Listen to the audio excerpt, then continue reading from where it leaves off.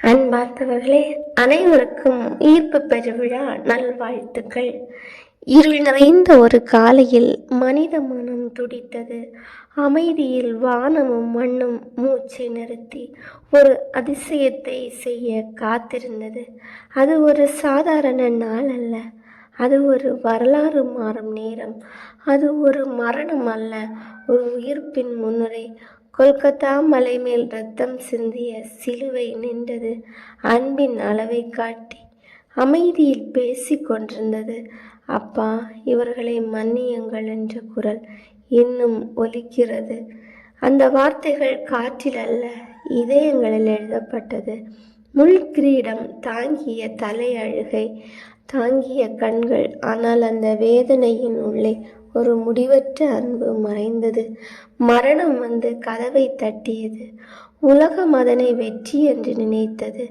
ஆனால் அது தோல்வி என்பதை வானம் மட்டும் மறைந்தது. கல்லறை அமைதியில் மூடப்பட்டது. நம்பிக்கைகள் கூட புதைக்கப்பட்டது. 3 நாட்கள் இருள் ஆட்சி செய்தது. ஆனால் ஒளி மறைந்தது அல்ல. 3ஆம் நாள் விடியலில் சூரியன் வேறுபட்டான். பூமி சிறிது குலுங்கியது. வானம் ஒரு செய்தி சொன்னது. அவர் அங்கே இல்லை என்ற வார்த்தை மின்னல் போல விழுந்தது. அவர் உயிர்த்தார் என்ற செய்தி உலகம் முழுவதும் பரவியது. இந்த நிமிடத்தில் கூட உயிர்த்த இயேசு வாழ்க்கையை மாற்ற உன் இதயத்தை தட்டுகிறார். இது ஒரு கதை அல்ல, இது ஒரு உயிர்ப்பின் சக்தி. இது அன்பின் வெற்றி. கல்லறை காலியாக இருந்தது, ஆனால் இதயம் நிறைந்தது. மரணம் வென்றது, உயிர் வென்றது. மரித்தவர் எழுந்தார். மூடிய கல் நகர்ந்தது. கண்ணீர் மகிழ்ச்சியாக மாறியது. இருள் ஒளியாகியது. அந்த உயிர்ப்பு ஒரு நிகழ்வல்ல, அது ஒரு அழைப்பு. ஒவ்வொரு இதயத்துக்கும் புதிய வாழ்வு தரும் அழைப்பு. நீ விழுந்த இடத்திலிருந்து எழு, நீ அழுத இடத்தில் சிரி. ஏனெனில் சிலுவை பாதை உயிர்ப்பில் முடிவடைகிறது. இது ஒரு கதை அல்ல, இது ஒரு உண்மை. இது ஒரு நினைவல்ல, இது ஒரு வாழும் அன்பு. உயிர்த்த இயேசு இன்றும் கூட உன் பெயரை அழைக்கிறார். பயப்படாதே என்று சொல்லி உன் கையை பிடிக்கிறார். இருள் எவ்வளவு வந்தாலும் ஒளி தோற்காது. மரணம் எவ்வளவு முயன்றாலும் உயிர் வெல்லும். உயிர்ப்பு ஒரு நாள் மட்டுமல்ல, அது ஒரு வாழ்க்கை. ஒவ்வொரு நாளும் எழும்பும் புதிய ஆரம்பம். அந்த காலையிலே மூடுபனி இன்னும் நிலைத்திருந்தது. மரியாள் மெதுவாக நடந்தாள். இதயம் கனிந்த சுமையோடு. அவள் கண்களில் கண்ணீர், இதயத்தில் கேள்விகள். என் ஆண்டவர் எங்கே என்ற துயரத்தின் சத்தம். கல்லறை அருகே சென்றாள். அவள் இதயம் துடித்தது. ஆனால் அவள் கண்டது, அவள் நினைத்தது அல்ல. கல் உருண்டு போயிருந்தது. அமைதி உடைந்து போயிருந்தது. மரணம் வைத்த சீல் திறந்து போயிருந்தது. அவள் நடுங்கினாள். அவள் குழம்பினாள். யாரோ எடுத்து சென்றார்களோ என்ற பயம் எழுந்தது. அந்த நேரத்தில் ஒளி ஒன்று பிரகாசித்தது.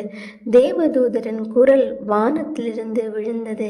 என் உயிரோடு இருப்பவரை இறந்தவர்களிடத்தில் தேடுகிறாய் என்ற கேள்வி அவள் இதயத்தை அதர வைத்தது.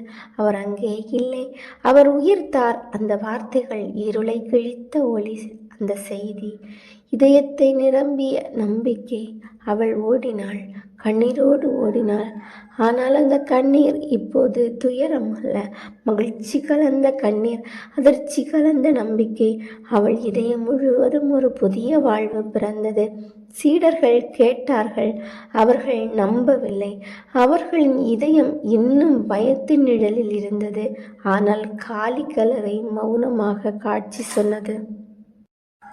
மரணம் ஒரு முடிவல்ல என்ற உலகுக்கு அறிவித்தது. அந்த நேரத்தில் ஒரு குரல் மெதுவாக கேட்டது, மரியாளே. அந்த ஒரு வார்த்தை அவள் இதயத்தை உருக்கியது. அவள் திரும்பி பார்த்தாள். அது தோட்டக்காரன் அல்ல, அது உயர்த்த ஆண்டவர். அது அவள் இரட்சகர். அது மரணத்தை வென்ற அன்பு. ரப்போனி என்று அவள் அழைத்தாள். அந்த அழைப்பு நம்பிக்கையின் வெற்றி. அந்த சந்திப்பு ஒரு மனிதன் மற்றும் தேவன் அல்ல, அது அன்பும் உயிரும் மீண்டும் இணைந்த தருணம். பயம் ஓடிவிட்டது, சந்தோஷம் நிரம்பியது, இருள் மறைந்தது, ஒளி வென்றது. சீடர்கள் மறைந்திருந்தார்கள், வாசல்கள் மூடப்பட்டிருந்தது, இதயங்கள் பயத்தில் இருந்தது. ஆனால் சுவர்களை கடந்து அவர் வந்தார். சமாதானம் உங்களுக்காக. அந்த வார்த்தை அவர்களின் இதயத்தை நிரம்பியது. பயம் அமைதியாகியது, சந்தேகம் நம்பிக்கையாகியது. கைகள் காட்டினார். காயங்கள் இன்னும் இருந்தது, ஆனால் அந்த காயங்கள் இப்போது வேதனை அல்ல, அது வெற்றியின் அடையாளம், அது அன்பின் சாட்சியம், அது உயிர்ப்பின் முத்திரை. தோமா பார்த்தான். அவன் இதயம் நம்பவில்லை.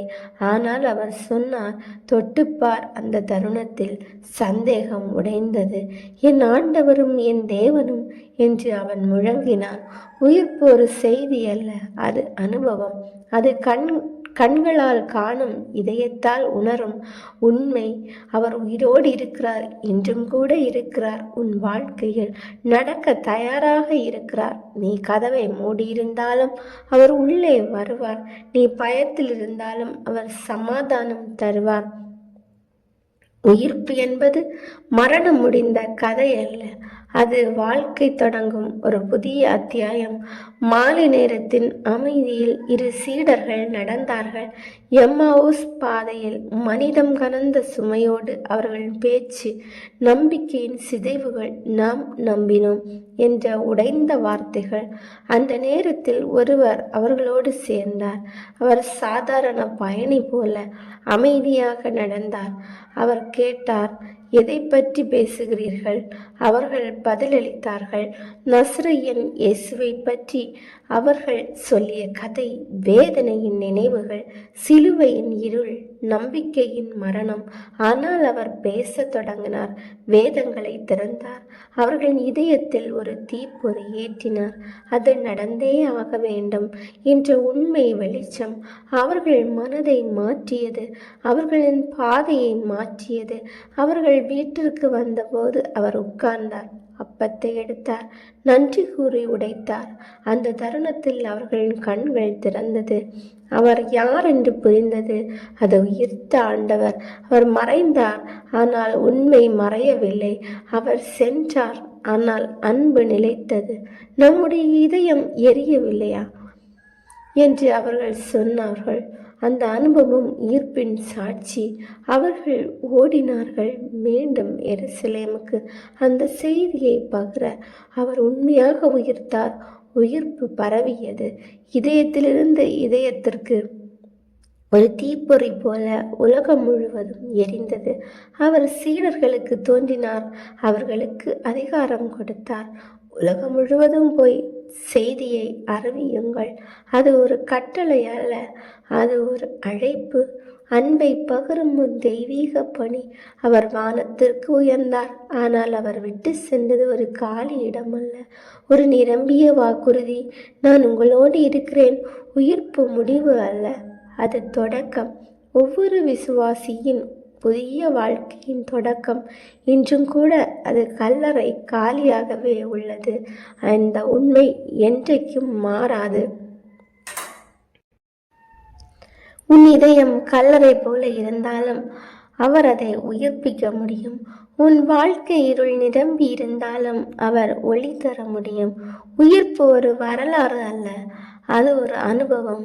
இன்று நீயும் அனுபவிக்கக்கூடிய ஒரு வாழும் உண்மை. நீ விழுந்திருந்தால் எழு, நீ உடைந்திருந்தால் புதுப்பித்திரு. ஏனெனில் உயிர்த்த இயேசு உன்னோடு இருக்கிறார். உன் வாழ்க்கையை மாற்ற வருகிறார். அவர் உயிர்த்தார், உண்மையாக உயிர்த்தார். இந்த செய்தி ஒரு நாளுக்காக அல்ல, ஒவ்வொரு நாளுக்கும் இந்த அன்பு. ஒரு மனிதருக்காக அல்ல, உலகம் முழுவதற்கும் இந்த உயிர்ப்பு. ஒரு நிகழ்வு அல்ல, ஒரு நித்திய வாழ்வு. ஏனெனில் சிலுவையின் பாதை எப்போதும் உயிர்ப்பில் முடிவடைகிறது. இன்று புதிய ஆரம்பம். இது ஒரு புதிய வாழ்வு, ஒரு புதிய நம்பிக்கை. உயிர்த்த இயேசுவே என் வாழ்க்கையை மாற்றும் சக்தியாக இருங்கள். இனி இதயத்தில் வாழுங்கள். முடிவு ஆனால் புதிய ஆரம்பம். உயிர்த்த இயேசு உங்கள் வாழ்க்கையை ஆசீர்வதிக்கட்டும். தந்தை, மகன், தூய ஆவியின் பெயராலே ஆமென்.